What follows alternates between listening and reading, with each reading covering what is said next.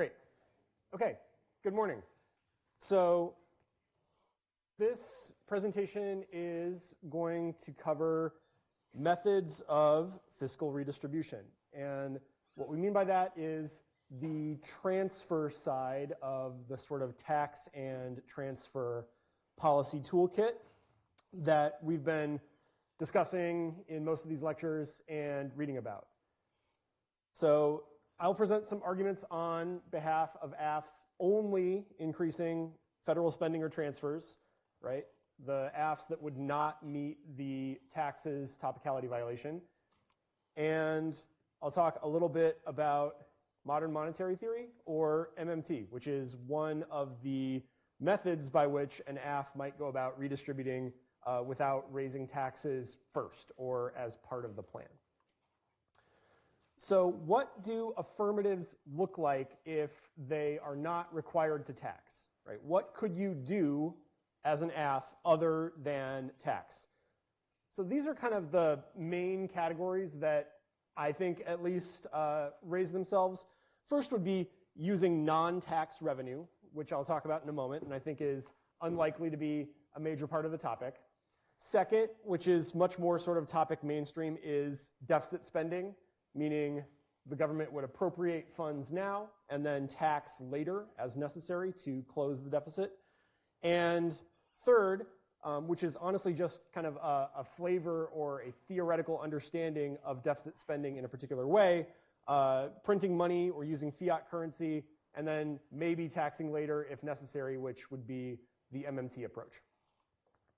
So to briefly kind of get the non-tax revenue idea out of the way, I don't think this is going to be a major part of the topic.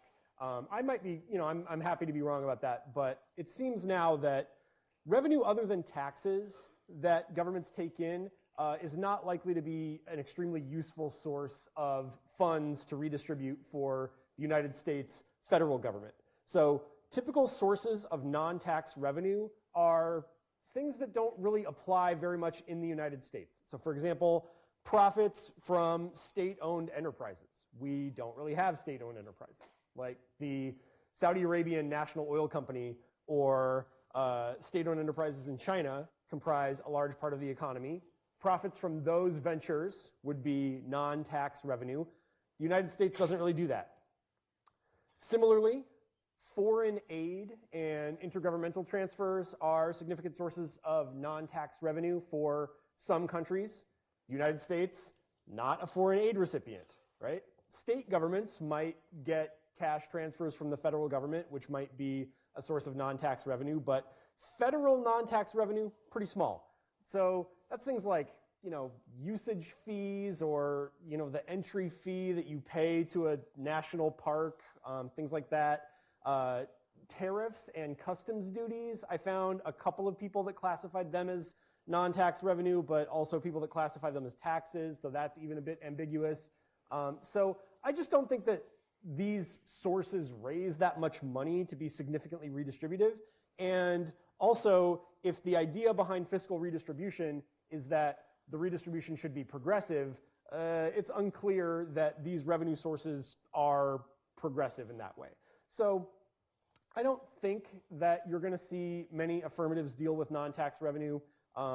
It's possible. I wouldn't rule it out. But to me, this seems like something that we should know exists and be aware of, but seems less significant to the overall topic. So the more significant portion of affirmatives that will not involve a direct tax would be those that deficit spend. And the jobs guarantee affirmative that a lot of you are reading now falls into this category. So some basics on deficits and debt. When governments spend more than they take in, that's the basic understanding of deficit spending. And with fiat currency, right, which is something we'll talk about in a minute when we get to MMT, we talk about currencies backed by specific resources like gold versus fiat currency. Governments don't need to tie their spending to present reserves, right? If we were on the gold standard, which we'll talk about in a minute, and all of our currency was linked to holding specific reserves of gold, it would be difficult to spend more than we had, right? We would need to mine additional gold in order to spend more money. But because the United States is not on the gold standard, it is easy to run large budget deficits where we appropriate and authorize a certain amount of spending in one year that is in excess of the revenues in that same year. So how does deficit spending work? It's financed by governments taking on debt, usually in the form of selling bonds or other securities that have to be repaid in the future, and they are repaid with interest. You know, just like if you spend money on a credit card and you don't pay it off at the end of the month, you will have to pay the entire balance ultimately plus interest. Who buys the securities that fund the national debt? Pretty much anybody. Institutional investors, individuals, other governments. If you wanted to buy a 10-year treasury bond right now, you could, and however much you bought it for right now, the yield on a 10-year treasury bond, if you cashed it in, is something like 3.5% or 4%, I think it was this last week, the last time I checked. So that means that in 10 years, you'll have your money back plus 4%, or whatever the yield rate happens to be at the time that that bond matures. So that means that deficit spending, ultimately, if we are to balance the budget, we will need to raise revenues in addition to the amount that we spend in order to pay interest on the bonds. So as many of you know probably from talking about the jobs guarantee affirmative, I'll just quickly touch on this. This is not going to be a major component of this discussion, but deficit spending is particularly useful during recessions as a counter-cyclical stabilizer because it allows governments to spend money to inject demand into the economy precisely when demand is falling, right? When the economy is shrinking, there's less aggregate demand, so government deficit spending makes up for that shortfall in aggregate demand.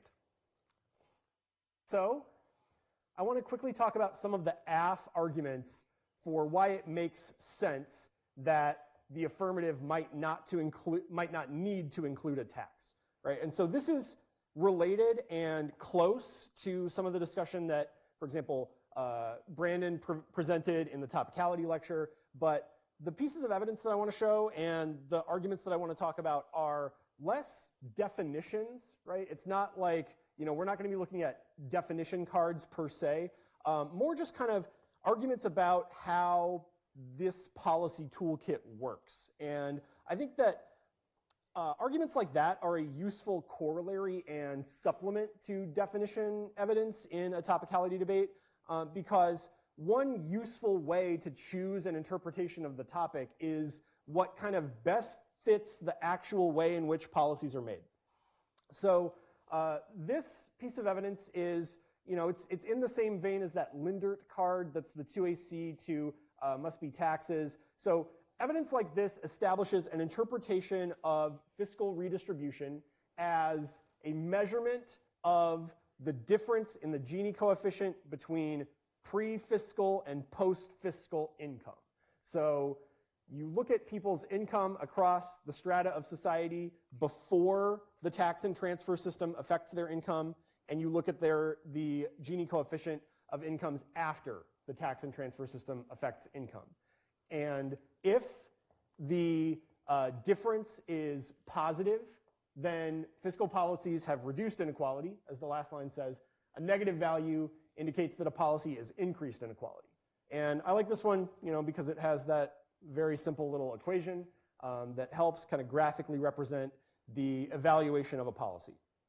So if this is true, right, if we take fiscal redistribution to be the difference in Gini coefficients of pre-fisc and post-fisc incomes, then logically, an affirmative could affect that difference by taxing or transferring or both, right? Anything that changes the relative Gini coefficients of incomes before and after the policy would be fiscally redistributive. So an affirmative that increased transfer payments but did not itself mandate additional taxes on the wealthy would, under this interpretation, be fiscally redistributive. So this is another piece of evidence that I think is pretty good at kind of making a similar or supportive argument to the Gini coefficient interpretation. The text that's not underlined here is shrunk way, way down just because I wanted to fit this card on one slide and it's a little beefy. So I think this piece of evidence, I like it because it does have, I think, some intent to define. It says economists refer to this as fiscal redistribution. For every dollar of taxes paid, how much government spending is targeted at households in return. So this evidence is, I think, setting up fiscal redistribution as a ratio, right? A ratio of taxes paid to benefits received. And movement on either side of a ratio affects the ratio, right? If a household receives relatively more benefits after a policy per dollar of taxes that they pay, then according to this, that policy is redistributive. And the line at the end, progressivity can be achieved through either taxes or spending, that's the line that made me think this card was worth cutting, especially because the or is italicized in the original, which means that this author has already emphasized that part of the card for us.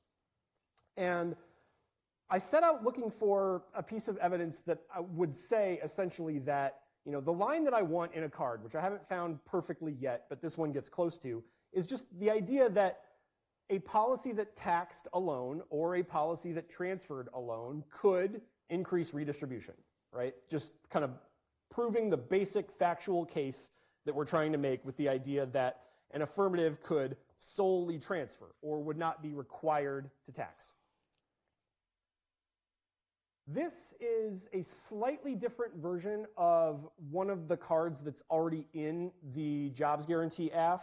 And I think that, this is in the file, it's labeled as an answer to the taxation counterplan. I think this is also a very good, just normal means card for this topicality interpretation, right? That this evidence says that governments don't pre-fund stuff that they do. And that's also one of the things that I thought when I started thinking about how affirmatives on this topic should work. It's not usually the case that a government spending program is tied to a specific identifiable tax that pre-funds the program. Now, can anyone think of an example in the topic where that is true? Just anyone, say it.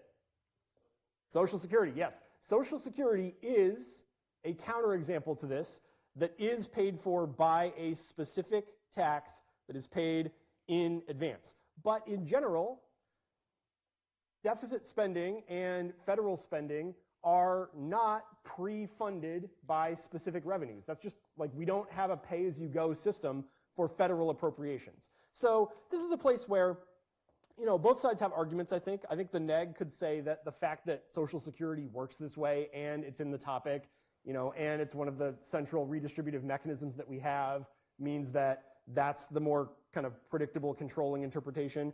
But I think the AF also has a reasonable argument that aside from very specific programs that are designed that way for a reason, spending programs that the federal government enacts do not typically have pre-authorized, pre-tax revenue set up to fund them. And the predictability argument, I think, is pretty decent in this case because this is the primary jobs guarantee AF author describing how a jobs guarantee would work. So predictability, I think, at least for the jobs guarantee areas and maybe the UBI area, is fairly AF, I think. So if I were to kind of summarize and give a 2AR style case for why the AF might not be required to tax, here's some of the stuff that I would say. So if we interpret fiscal redistribution as the difference in Gini between pre and post-fisc income, redistribution implies two states in time, right? An original distribution and a new changed distribution. Redistributing something means that it was distributed one way before and a different way after, right? And if that is taken as true, then we cannot do anything other than evaluate the net impact of a policy on those pre- and post-fisc incomes. Second, fiscal policy can change the difference in the Gini coefficient between pre- and post-fisc income through any mix of those policy tools, right? Like I said before, if a household gets additional benefits per dollar that they pay in taxes, redistribution has taken place. The distribution of income has changed, and inequality has lessened. That's true of, you could tax the wealthy additionally, and that would change the distribution of income. You could transfer to less wealthy households, and that would change the distribution of income. Or you could do both. And while some redistributive spending is tied to specific taxes, most redistributive spending is financed up front with debt. The stimulus packages that were enacted in the wake of the 2008 recession, the COVID recession, all debt financed, right? We did not raise taxes before we enacted the stimulus packages to save the economy from collapsing. Those taxes would have reduced the stimulative effect of those policies almost entirely. And finally, deficit spending might require taxation at a later date, but specific taxes, like I was just saying, are not typically linked to specific deficit reduction. And this is another thought that I have on this that I think is interesting. The US tax system is overall progressive now, right? Our income tax system is progressive. It is accurately described as a progressive tax system. So if an affirmative deficit spends now, which ultimately will require revenue raising, I guess, or maybe spending cuts, but likely revenue raising to fund at a later date, that would be done by income taxation that is itself progressive. So if it's true that redistribution is a tax and transfer scheme, maybe it's possible that the affirmative could transfer now. They might not put taxation in the plan, but the likely result or the normal means of the policy process playing out would be that that deficit spending is reconciled ultimately by additional progressive income taxation. Does that make sense? Like, the plan might not have a tax in it now, but it might cause taxes later. Okay, so that's the basic case, I think, for why AFS might not be required to have a tax in the plan, why they could simply deficit spend a transfer that would be fiscally redistributive. Okay, next. The thing that all of the MMT heads in our lab have been waiting for. Where does money come from? There are two basic ideas about this. The first is what we would call metalism. Money is represented by physical objects, typically precious metals, and linking money to a tangible object enforces scarcity, right? There is not infinite money to go around. There is a specific money supply that is linked to gold sitting in Fort Knox or wherever. And given that, spending is naturally disciplined in a system where money is tied to a physical object, right? And this is like nobody has this money system anymore. Modern money is not linked to commodities or gold or anything like that. So this is historically how a lot of monetary systems were, but none today. Today, money is viewed in the school of chartalism, from the Latin charta, meaning a token or a ticket. Money's value is independent of the physical medium that represents it, right? A dollar bill does not have a dollar worth of cotton and paper in it. So in this view, money is a social construction. Money has meaning to us because we agree that it does, right? Everyone agrees that a dollar is a dollar, and therefore money gets value. The actual value, the reason why you need money ultimately, in addition to obviously, exchanging it with other participants in the economy, is that the state the government has the legal capacity to demand that you pay taxes in money, and if you don't, they can put you in jail or do other unpleasant things to you, right? The reason why everyone in this room ultimately will need dollars, you might not pay taxes now, but someday you will, and those taxes have to be paid in dollars.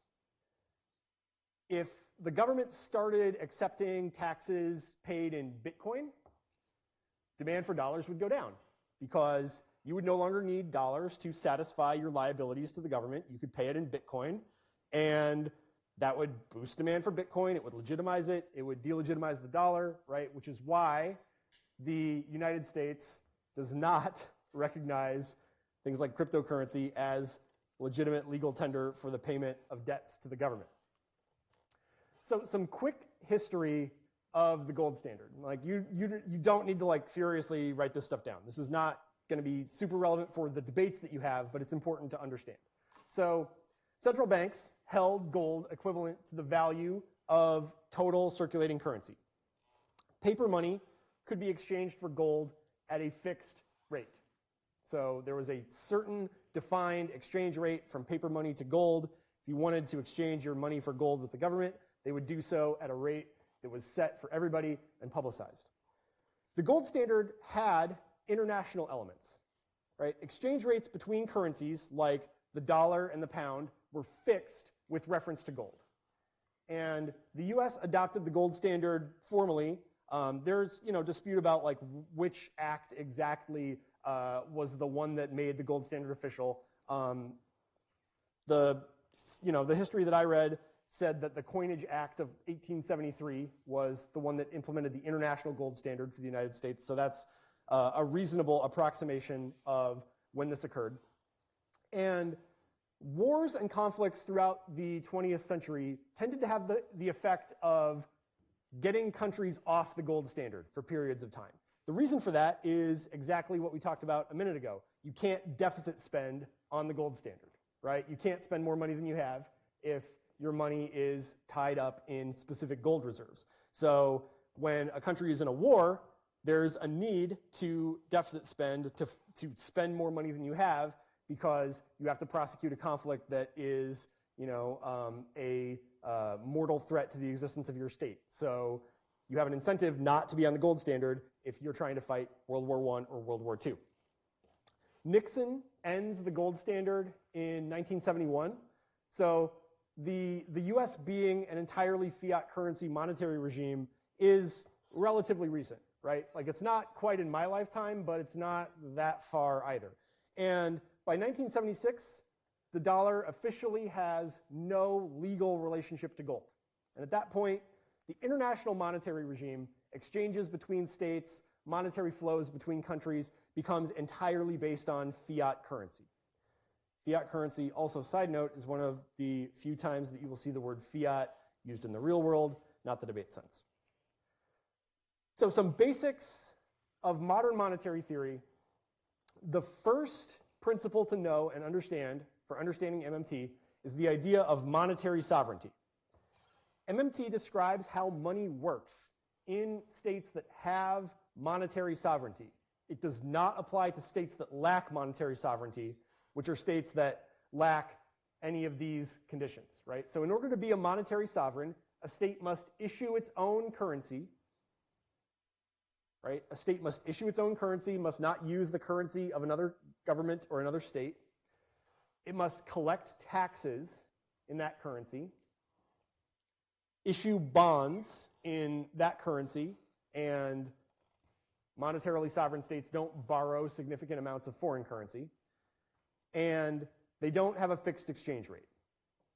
These are all ways of saying that a country has autonomy with regards to its money, that it has the ability to determine its own monetary policy without having to essentially coordinate its monetary policy with some other entity.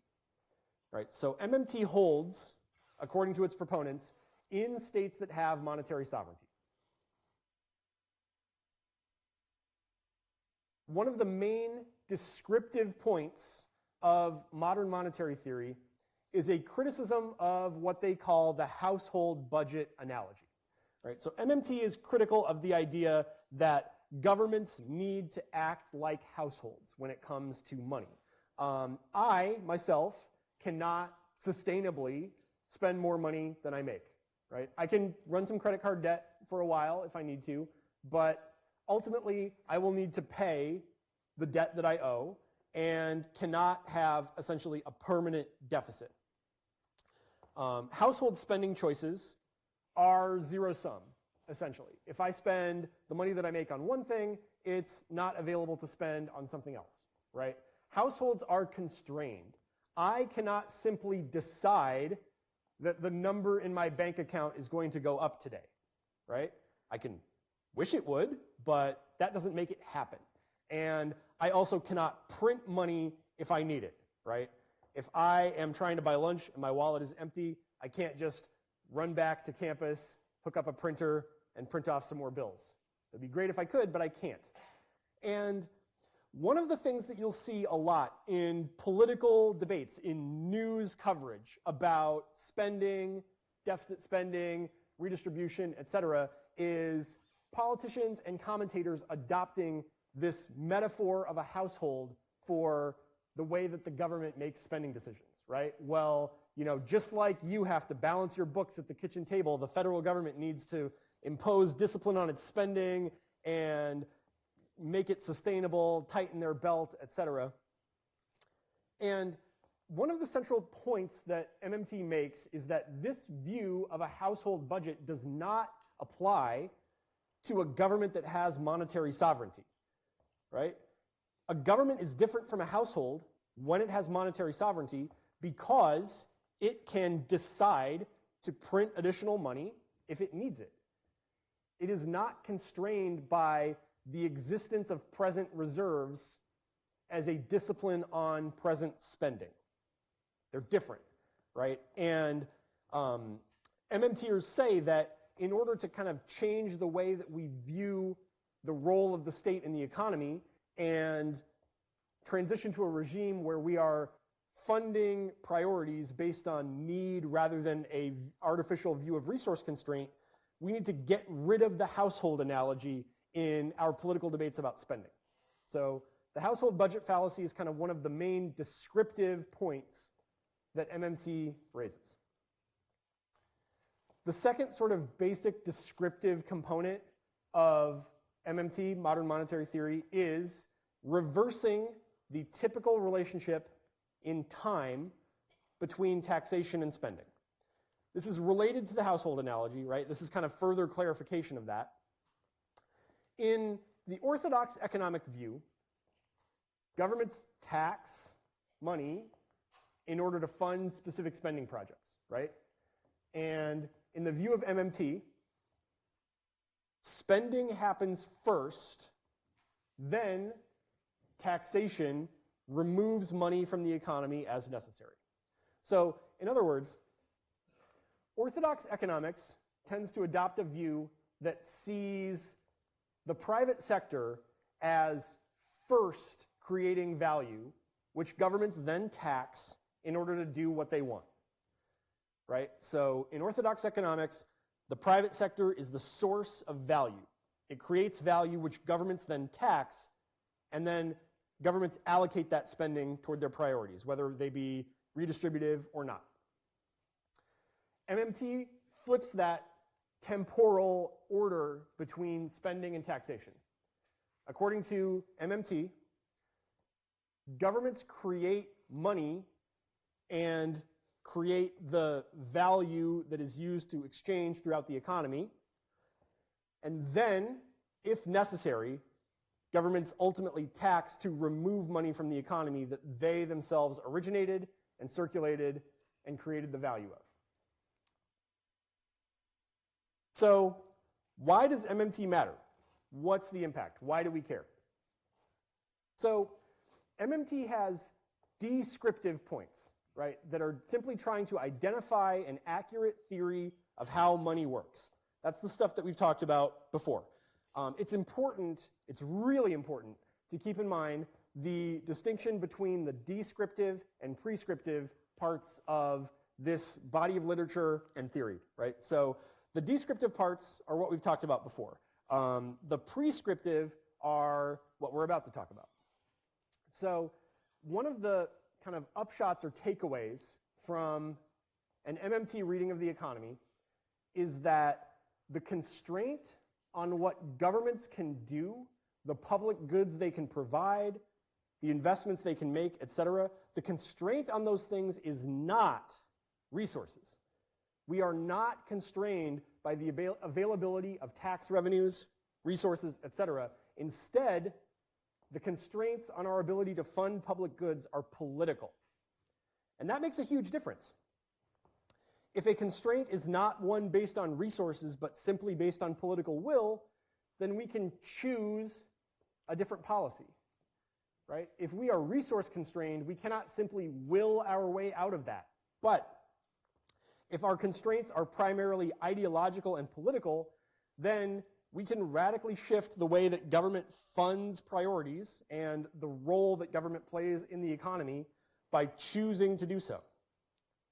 Importantly, the theory of MMT is politically neutral, right? The idea that this is how money works in a state with monetary sovereignty does not automatically lend itself to the idea that therefore we ought to use government to reduce inequality, right?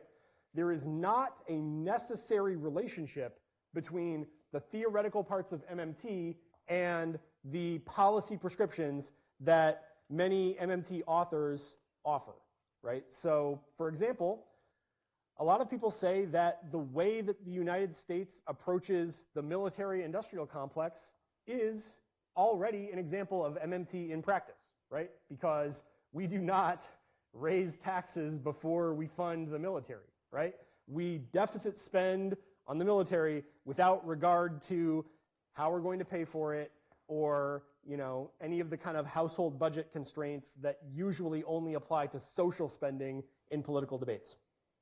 And so, you know, our lab is writing an AF that will be an MMT-based job guarantee. And it's a legitimate negative argument to say that simply adopting a jobs guarantee backed by fiat currency rather than taxes does not necessitate or guarantee that the government adopts a broadly progressive vision of the economy, society, etc. So what would progressive MMT look like in practice? What would the policy changes that we make be? Things like full employment through a jobs guarantee would be near the top of the list. We could fund universal health care using this mechanism. We could enact the Green New Deal and adapt to climate change. We could use progressive taxation to control inflation and to control inequality. But we would no longer use interest rates to control inflation. And the reason for that is that the use of interest rates to control inflation is itself regressive, right? Who buys government debt? Generally wealthy investors. They make money on government debt. That is in and of itself a redistribution of wealth to the already wealthy. So, and there are, you know, many reasons that MMTers think that we should not use interest rates to control inflation, but one of them is that that itself is a regressive policy. So, the first thing that anyone says when MMT is raised is inflation. And we're going to talk about that in a minute. But this list of policy proposals looks very familiar if you've paid attention to the Congressional Progressive Caucus's list of priorities recently. One of the things that I should have added to this list is universal publicly funded college. So that's another thing that, you know, the AOC, Bernie wing of the Democratic Party is very interested in adopting. And MMT has kind of been one of the theoretical arguments that has persuaded some Democratic politicians that they can be bolder in their spending proposals, right? A lot of the kind of like my lifetime of political awareness has been defined by this idea that our ability to spend on social priorities is radically constrained by deficits and debt. right? The political class, political commentators, et cetera, love to make a huge deal of how are you going to pay for that when the policy in question is something like universal health care, the Green New Deal, et cetera. And, of course, those questions apply less to things like military spending, like we talked about, right? And so MMT has kind of had a little bit of a moment in terms of its public impact and its influence on lawmakers and policy advocates and think tanks, et cetera. And it has kind of been a way that people can at least theoretically justify the argument that government ought to be taking a more active role in the economy, redistributing more, et cetera. But of course, like I said, the first thing anyone says is inflation. So there's a lot to talk about with regard to MMT and inflation. And again, this is like a very, very, very kind of 30,000 foot overview of MMT to begin with. So there's a lot more that can be said about the relationship between MMT and inflation. I will have just a couple of the basics. So the first thing to keep in mind is that there's kind of this caricature of MMT proponents as not caring about inflation. They think that we can just, print money and not care about the consequences, and, then we find ourselves in Weimar Germany or 2000 Zimbabwe, and, how did we get here, right? And I don't think that characterization is exactly accurate. A lot of the kind of foundational texts in MMT that I've admittedly skimmed have been very concerned with inflation, right? MMT has a serious theory of inflation and how to control it, and it's just simply a little bit different than the policy toolkit that we have now. So this is like not really specifically an MMT view per se, but it is part of the idea behind how MMT approaches inflation. Government can spend until the point at which the productive capacity of the economy has been met without undesirable inflation, right? As long as there is money funding the useful provision of goods and services, inflation is not undesirable, right?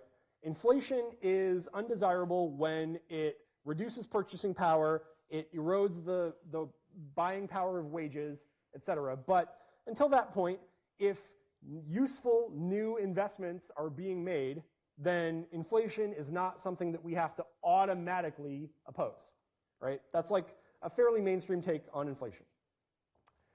And according to MMT, inflation can be controlled by slowing the rate of spending, i.e. in this graphic, turning off the faucet, or increasing taxation, right? Opening the drain.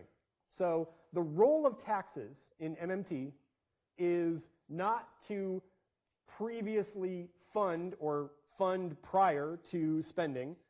The role of taxes comes on the back end of the policy cycle, which is to remove money from circulation in the economy if it's necessary to control inflation.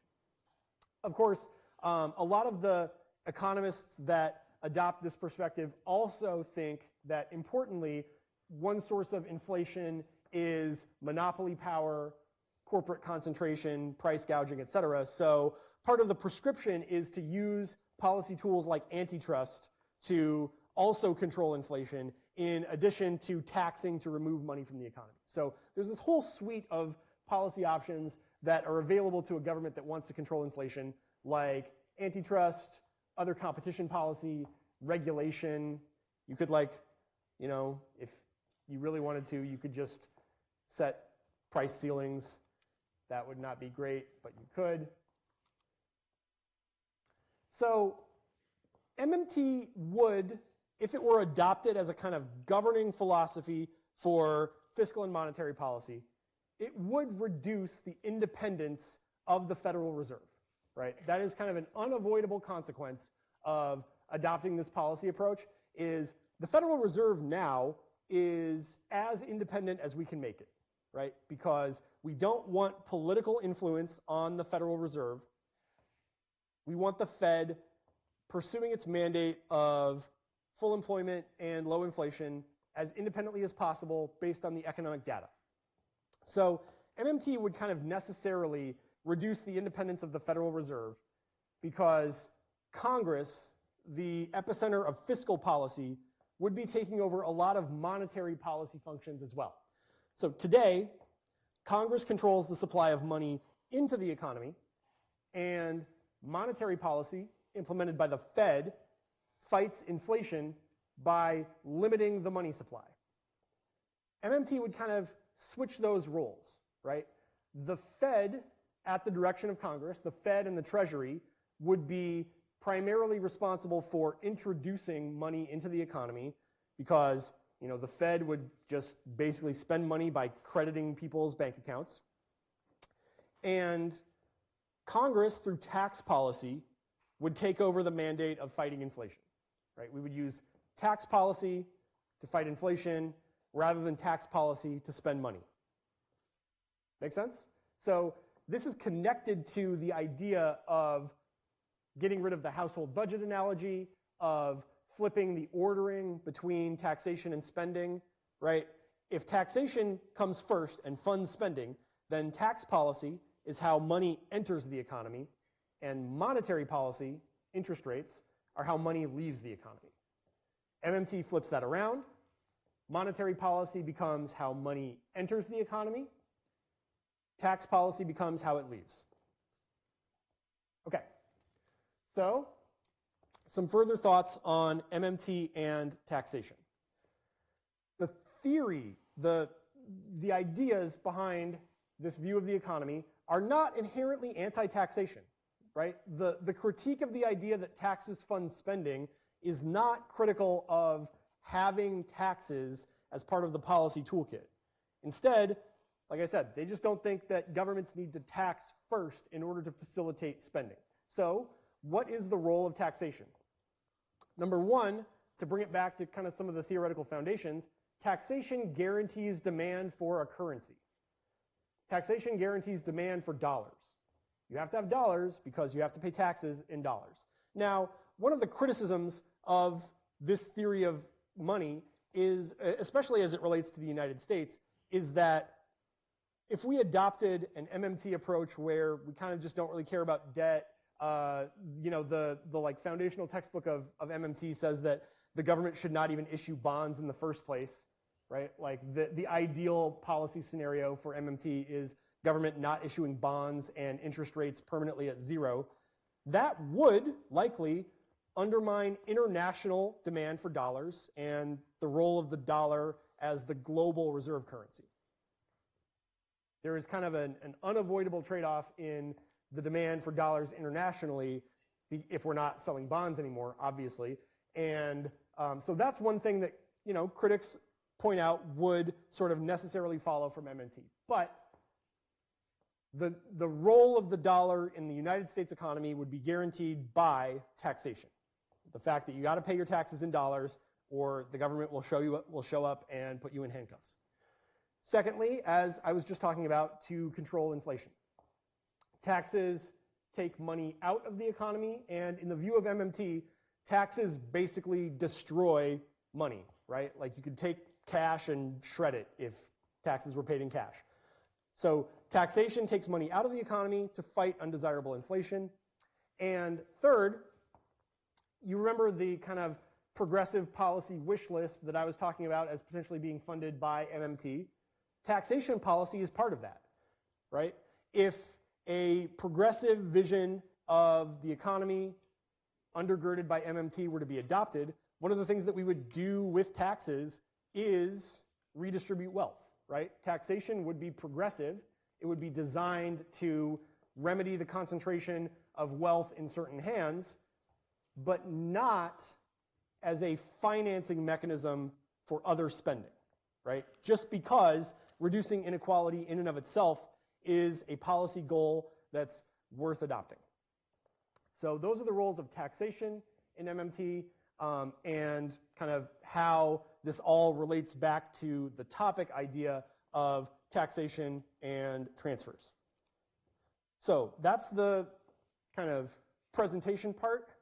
Glad I covered, left a decent amount of time for questions. So I imagine there will be a few of those. So happy to take questions for a while. Yeah, in the back.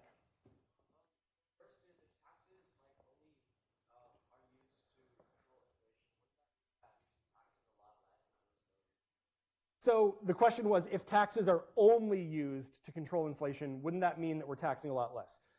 That's true, but remember, there's also a redistributive role for taxes in a lot of MMT ideas, right? So the government would tax to control inflation. Taxes would rise in instances where inflation becomes a significant concern, but there would also, just as part of the normal policy toolkit, be redistributive or progressive income taxes, corporate taxes, et cetera. So the net tax burden, hard to say exactly how much it would rise or fall, but there would not be, like MMT doesn't abolish taxes. Other questions? Yeah.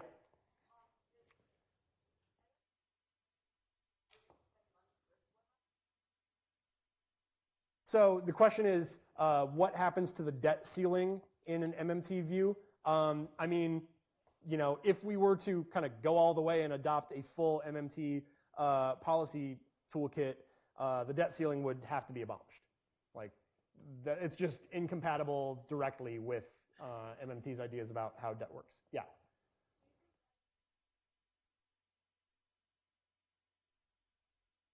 Question was, is MMT a counterplan? And if so, what's the net benefit? Yes, MMT already is a counterplan in the starter set. The deficit's counterplan. The idea is MMT. So what are the potential net benefits?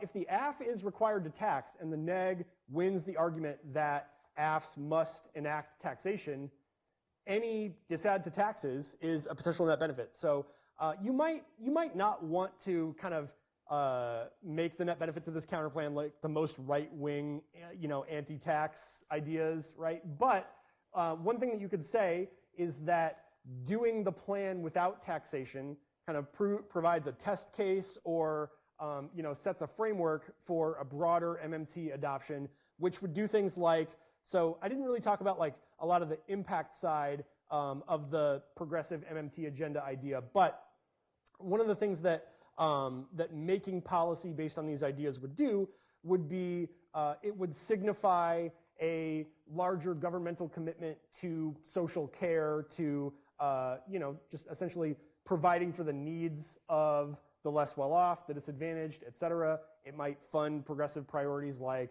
fighting climate change, things like that. So those could be net benefits in addition to reasons that taxes are bad. Any tax bad argument, any MMT good argument could be a net benefit to that counterplan. But of course, it requires the neg to win that the AF must be a tax, which, it's a debate. It's like certainly plausible, but it's a debate that the neg would have to win. Yeah, June and next to June. So when MMT taxes money to reduce inflation, does it just like basically burn that money or like keep it to the next time? Yeah, you could. Yeah, so one of the kind of insights or uptakes, the question was when taxes happen to control inflation, like what happens to the money? In a fiat currency regime, money is just numbers in a bank account, right? And so there was this this question that Ben Bernanke, I think, chairman of the Fed at the time, was asked about the quantitative, I don't know, this is not QE. Ben Bernanke, chairman of the Fed, was asked a question, I think in congressional testimony, about the Fed's practice of buying securities to stimulate demand in the economy in the wake of the 2009 recession. And Bernanke basically just said, no, we don't like send cash out or anything. We just literally credit bank accounts, right? Like a bank account, the number goes up. So similarly, with MMT being the operating framework behind taxation, the number in a bank account could just go down, right? And poof, money disappears. It's as simple as that, I think. That might be a little bit of an oversimplification, but not too much. But yeah, if there was physical cash that was turned in for tax payments, you could shred it, sure. Yeah, the person next to June?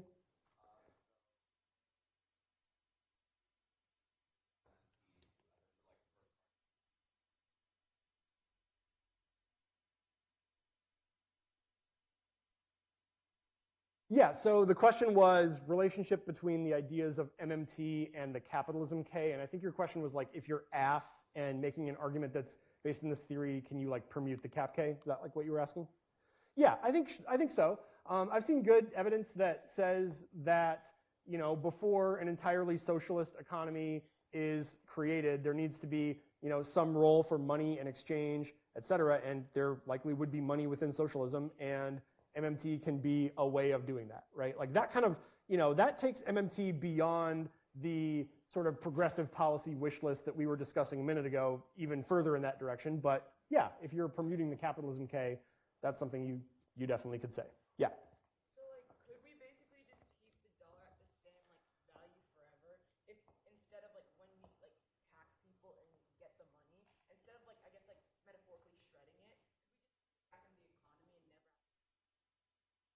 So the question is like, I think what you're asking is, if we were to adopt an MMT view of taxation, take money out of the economy, could the federal government then just hold it and then recirculate it as necessary? Yeah. That's not really a different idea than kind of what I've already talked about, right? Like money is not a thing that has to be held in reserve. It's just a pure creation of fiat, right? So if money is quote unquote out of the economy because of taxation, that's because the government has debited or reduced the value in bank accounts. It is taken in cash, et cetera. Like, yeah, I guess you don't have to shred it because like then you can save the tree on printing it again. Like the shred the money thing is very metaphorical, right? It's like not literal. So once bank accounts are debited to satisfy a tax burden, then in the future, bank accounts can be credited, and all you're doing is changing numbers, right? It's just like computer code in bank accounts rather than money as a physical thing that needs to be held in reserve and then recirculated. Does that make sense? Yep. Cool. Yeah. So if MMT would pay for tax later, why would the deficit spending So the question is, if MMT says spend first, tax later, why does like the deficit counterplan or an MMT-AF not link to a DA that says taxes are bad? It's because taxation is not coupled in a one-to-one way with the spending that is required, right? So it's possible that taxation might never be needed to offset the economic impact of something like the jobs guarantee, for example. So there are various estimates of this, but the jobs guarantee, it's likely, would offset part of its own cost through additional tax revenue, right? That anytime economic activity happens, it generates taxable transactions. So, you don't have to, according to MMT, fund the official cost of the jobs guarantee up front, both because of the basic premise that you don't need to tax in order to spend, but also because the economic impact of a policy might, in part pay for itself. So for a number of, and that's not an MMT idea, right? The idea that social spending generates tax benefits that offset its cost has nothing to do with MMT. That's just like, basic kind of accounting economics about social spending programs. So to answer your question more directly, I think, the disadvantaged link that says that taxing sufficiently to directly fund a social program has economic consequences wouldn't apply because that's not how it works, right? And taxation is used ultimately to control inflation, which is good for the economy. I think the AF or the deficit spending counterplan would say. So that's like, that's my kind of like off the cuff answer. I would want to think about that a little bit more before I like read this AF or this counterplan. But that's like, what comes to mind immediately. I'll get you in a second in the back. Earlier you mentioned that maximum effects MMT would have on dollar economy. Can you talk a little more about how MMT would affect exchange rates? The question is, talk a little bit more about how MMT would affect exchange rates, trade, and the global economy. So that question, I feel like I don't know enough to confidently predict the effects of a country like the United States enacting an MMT-based monetary policy regime on global trade. I would hesitate to give a definitive answer because that is a complicated question that people who are way smarter than me about economics could spend a career studying. I think that the positive case that MMT proponents would make about its effect on exchange rates is that it would essentially, it would have a minor effect on exchange rates because the amount of money circulating in the economy would not be substantially different than it is now. We would be simply kind of changing the sequencing and the order in which we enact spending and tax policies, but because of the capability of MMT's taxation policy to control inflation, right, the value of the currency would not radically shift. I think would be something that a proponent would say. But I don't want to kind of say something off the cuff and be substantially wrong about that. So that's something that I'm going to need to research as well. But that's a very good question. You basically stumped me. Kavi had a question, and then yeah.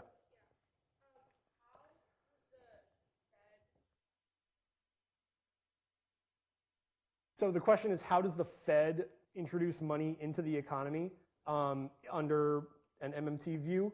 They credit the accounts that major banks have with the Fed, right? Like you enter a bank account, you type a number in, and now that bank account has that many dollars in it.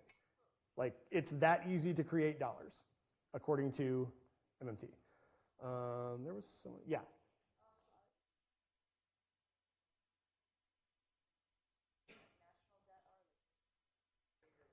Yeah, good question. So what's the implication of MMT on the current national debt? One thing that I read about this said that proponents of MMT would say that we have all of the funds necessary to essentially pay off the national debt in other accounts, and we could do so just by moving money from one account to another, right? We wouldn't necessarily want to do that, right? Because that would be inflationary. If we paid off every treasury bill that's currently out at once, that would be, pretty inflationary, so we wouldn't want to do that, but we could. Yeah.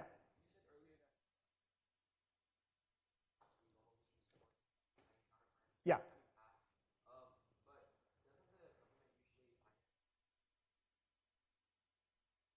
Yeah, in the short term. So if you wanted to pay out those bonds, you would need revenue to do so, which would be taxation. So the question is, the question was, earlier I said that deficit spending is financed by bonds, so wouldn't that be the way that you would pay off debt instead of taxation? But in order to pay out, right, like if you want to stop generating new bonds and pay down the debt, you need revenue to do that, which would be taxation. Yeah.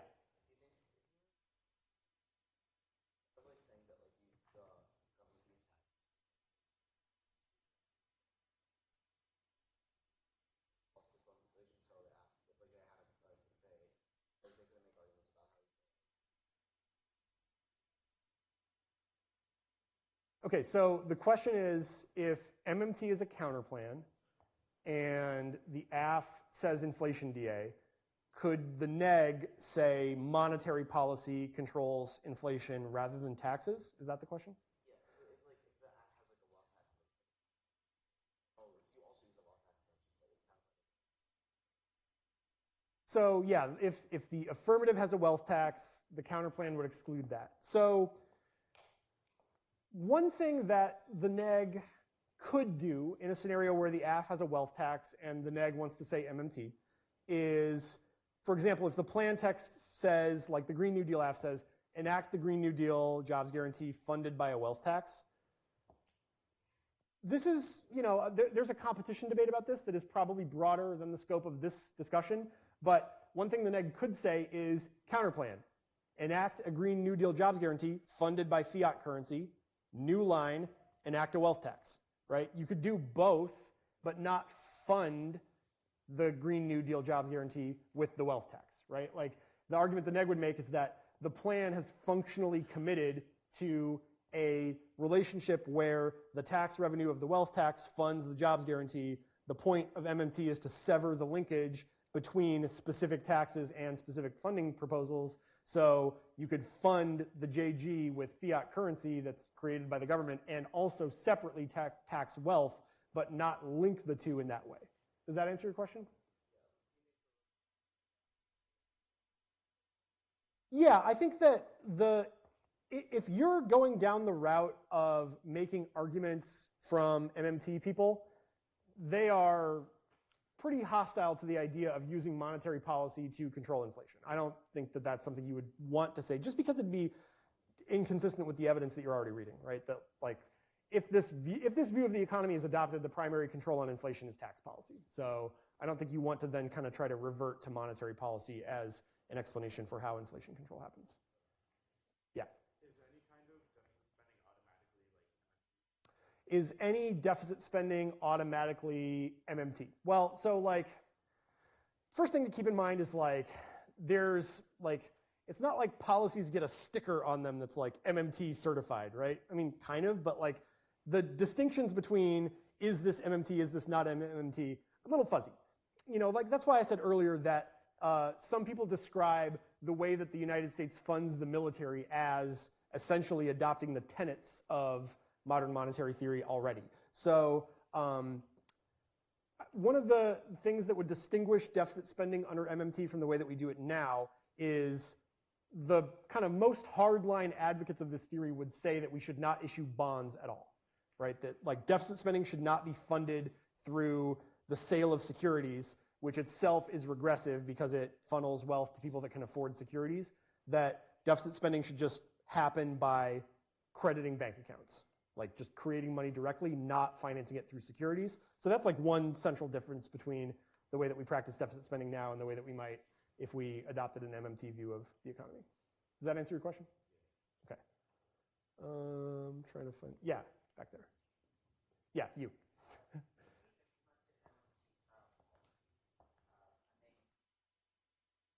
I can't hear you. Can you speak up a little bit?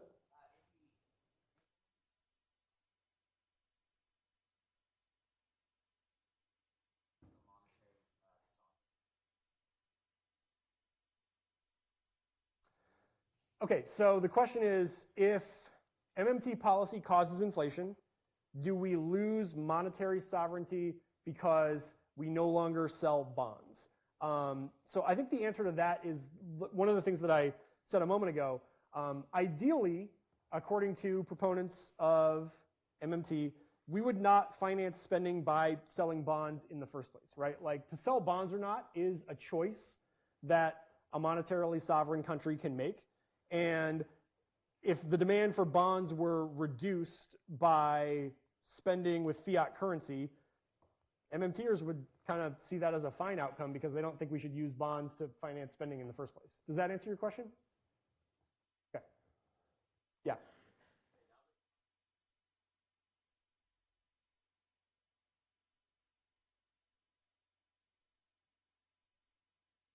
Yeah. Yeah, that's a great question that I don't think there's an easy answer to. The question is, if Congress is responsible for controlling inflation, how do you ensure that it adapts fast enough to be effective at that? I don't know. I don't know if you can. I think that's one of the kind of good responses to this idea is that we have a politically independent Fed for a reason, right? And that if Congress is implementing tax policy to control inflation, that there's a significant risk that politics, slow adaptation to problems, other kind of dysfunction of a legislative system would make our, sort of new monetary regime much less effective.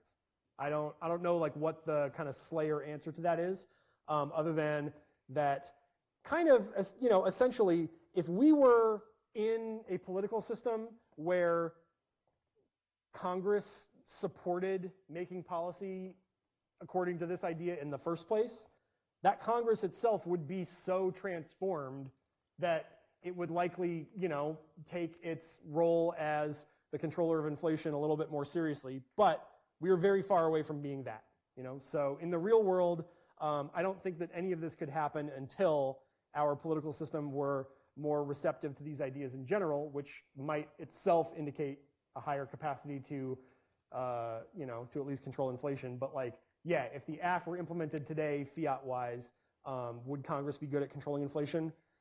Probably not. And that's probably something the NEG would want to say. Come on.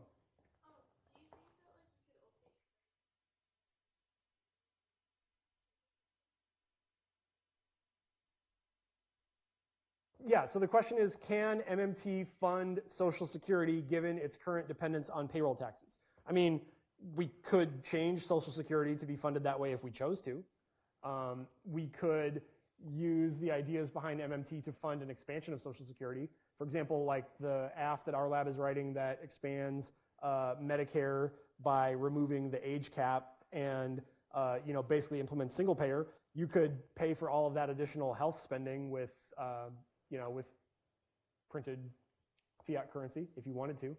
But yeah, so these ideas are kind of just like, you know, they're policy tools that can be applied to various issues based on making the choice to do so. If one of the kind of central insights of MMT is that the constraint on our ability to adopt socially beneficial policies is not resource availability but political will, then yeah, we could kind of take the policy toolkit and do whatever we wanted to with it. Couple last questions. Dune already got one. Okay, Kaylee.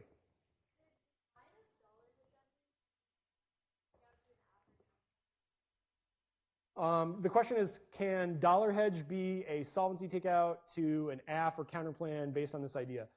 I think it would be a disad. I think it's offense, right? It's not like, it could be a, you know, solvency takeout given like, you know, my kind of like flat-footed response to the trade and exchange rates question, but it also, like, dollar hedge is a good disadvantage. It's an offensive argument that the NEG definitely wants to make, I think. Yeah.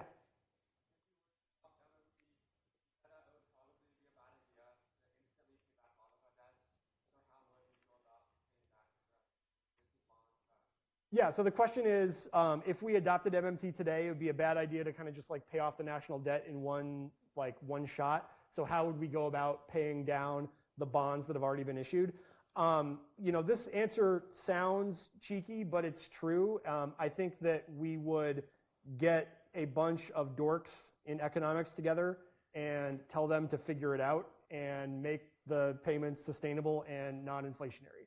And if I were capable of making that calculation, I would be working for a hedge fund and not teaching at debate camp. And on that note, take a 10-minute break. Thank you for your attention. Please be back at 11:20.